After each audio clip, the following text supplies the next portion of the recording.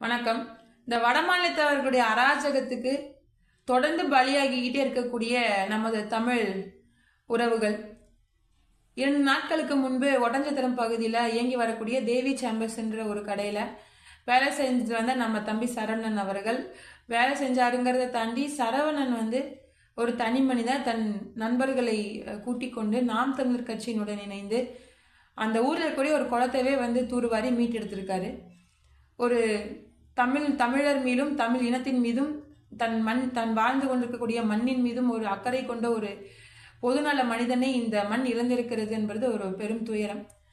ரெண்டாவது, அந்த கடையில் அந்த பையன் கேஷியராக வேலை செஞ்சுட்டு இருந்திருக்கா. அப்படி அங்கே அந்த கடையில் வேலை செய்துட்டு இருக்கக்கூடிய அந்த வடமாநில தொழிலாளர்கள் வேலை செய்ய போகிற இடத்துல ஒரு சில முறைகேடுகளிலும் இந்த கமிஷன் போக்குவரத்துலலாம் சில சங்கடங்களை ஏற்படுத்துறத தெரிஞ்ச இந்த தம்பி சரவணன் தன்னுடைய நிர்வாகத்துக்கும் முதலாளிக்கும் உண்மையாக இருந்திருக்காரு. ஒரு சில பிரச்சனைகள் வர்ற மாதிரி இருந்ததுனால என்னுடைய நேர்மை கருதி அந்த முதலாளி அவர்கள் கோவில் இருக்கக்கூடிய தன்னுடைய இன்னொரு கிளைக்கு தம்பியை இடமாற்றம் பண்ணுறாங்க. கோயில் திருவிழாக்கு வந்த நேரத்தில் இந்த வடமாநில புரோக்கர்ஸ் எல்லாம் கூப்பிட்டு அவங்க உழைச்சி கொடுக்கக்கூடிய பணத்தில் கமிஷனாக வாங்கிட்டு புரோக்கர் பையில சுற்றிட்டு இருப்பாளுங்கள்ல, இந்த மாதிரி ஒரு தமிழ் புரோக்கர் பையன் தம்பி சரவணன் வந்ததை தெரிஞ்சு வீட்டுக்கு நைட்டு 8 மணிக்கு போய் இந்த கணக்கு வழக்கில் சில சிக்கல்கள் இருக்குது, நீங்கள் தீர்த்து கொடுக்கணும்னு போய் கூப்பிட்டு இந்த வடமாநிலத்தவர்கள் இருந்த இடத்துல விட்டுட்டு தம்பி சரவனுடைய பைக் எடுத்துக்கிட்டு டீ குடிக்க தூரமாக போயிட்டாரு. அவர் போயிட்டு வர்றதுக்குள்ளே இங்கெல்லாம் அடிச்சு கொண்டுட்டு இந்த வடமாநிலத்தவர்கள் எஸ்கேப் ஆயிட்டாங்க. எவ்வளோ பெரிய அவலம் பாருங்க. தாழ்ந்து வீழ்ந்து ஒரு அதிகார குரலற்று இருக்கக்கூடிய எளிய மக்களின் குரலை நசுக்குவதற்கு பயன்படுத்தக்கூடிய அந்த பணம் அப்படிங்கிறது ஒன்று கொடுத்துட்டு அவங்களுடைய மொத்தமாக அதை அப்படியே இழுத்து மூடிட்டாங்க. இப்போ வரைக்கும் அந்த தொகுதியை சார்ந்த எம்எல்ஏ எம்பி யாருமே வாய் திறந்து பேசலை, சாதி இயக்கங்கள் பேசலை.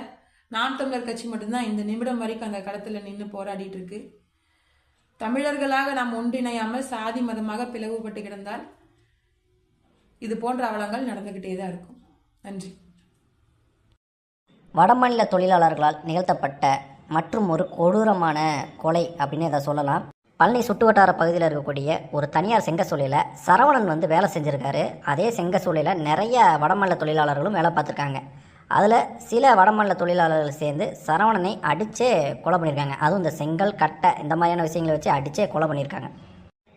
எதற்காக சரவணனை வடமாநில தொழிலாளர்கள் தாக்கி கொலை செஞ்சுருக்காங்க அப்படின்னு கேட்கும்போது சம்பள பிரச்சனைன்னு சொல்கிறாங்க. பிரச்சனை என்னவாம இருக்கட்டும், அதுக்காக இந்த வடமாநில தொழிலாளர்கள் இங்கே தமிழ் இளைஞர்களை தாக்கி கொள்ளலாமா? எங்கேருந்து இவங்களுக்கு இந்த தைரியம்லாம் வருது? எங்கேருந்து இவங்களுக்கு இவ்வளோ தைரியம் வருதுன்னா, இது ஒன்றும் வடமாநில தொழிலாளர்களால் நிகழ்த்தப்பட்ட முதல் கொலை கிடையாது. இது போல் பல கொலைகள், கொள்ளைகள், கற்பழிப்புகள், வன்முறைகள் இந்த மாதிரியான பல செயல்களில் இங்கே நாங்கள் வேலை பார்க்க வரோம் அப்படின்னு சொல்லிட்டு வரக்கூடிய இந்த வடமாநிலத்தை சேர்ந்தவங்க பண்ணியிருக்காங்க.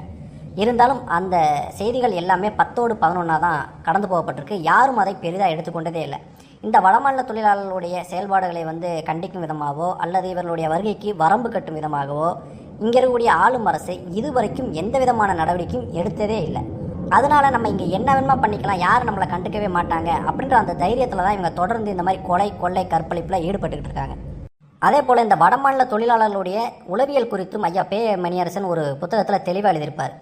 இந்த வடமாநில தொழிலாளர் அங்கே வாழ வழி இல்லாமல் தான் இங்கே வந்துக்கிட்டு இருக்காங்க. எனவே அவங்க பணம் சம்பாதிக்கிறதுக்காகவும் வாழ்கிறதுக்காகவும் எதையும் செய்கிறதுக்கு தயாராக தான் இங்கே இருக்காங்க. அதே போல் இந்த மண்ணோடு அவங்களுக்கு இங்கே தொடர்பே கிடையாது, இங்கே நிலம் கிடையாது, இங்கே சொந்த பந்தம் எதுவுமே கிடையாது. எனவே அவங்க குற்றங்கள் செய்கிறதுக்கும் அஞ்ச மாட்டாங்க. எந்த குற்றங்கள் செஞ்சாலும் இங்கே இருக்கக்கூடிய அவங்களுடைய சொந்த பந்தமோ சமூகமோ பாதிக்கப்படும் அப்படின்ற பயம் அவங்களுக்கு கிடையாது. அவங்க செஞ்சுட்டு அவங்க மாநிலத்துக்கு எளிதாக தப்பிச்சு போயிடலான்ற தைரியம் அவங்களுக்கு இருக்குது. எனவே இந்த வடமாநில தொழிலாளர்களுக்கு நம்ம வரம்பு கட்டணும் அப்படின்றத தொடர்ந்து வலியுறுத்திக்கிட்டே வராரு.